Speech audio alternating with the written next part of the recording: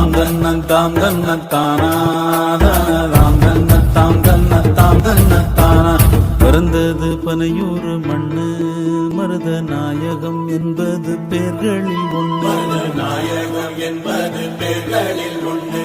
வளர்ந்தது பகையோட நின்று இங்கு தொடங்குது சரித்திரம் ஒன்று. சரித்திரம் மதங்கொண்டு வந்தது சாதி இன்றும் மனுஷனை துரத்துது மனு சொன்ன நீதி.